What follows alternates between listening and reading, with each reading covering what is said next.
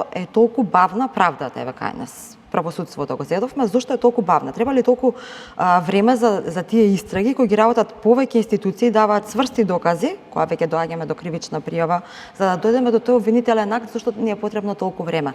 Дали тука е субјективното или нешто сосема друго? Каде го гледате проблемот како правник?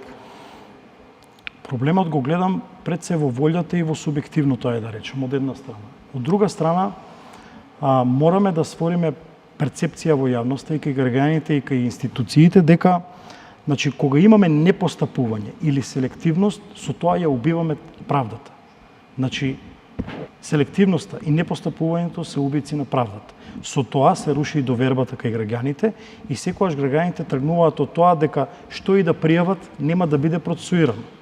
Има субјективни елементи, дали има волја да се процесуира нешто или нема, и сепак треба да створиме една перцепција кај луѓето, кај службените лица пред се, дека треба да имаат страф од законот, а не страф од мокници и од влијателни луѓе кои што велат дека нема да има никаква судска разрешница.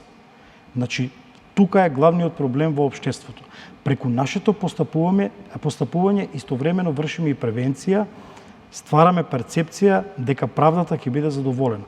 Во случајот кога не се процесуираат предмети, кога нема обвинителни акти, кога нема правосилни пресуди, граѓаните се разочарани и велат дека нема правда.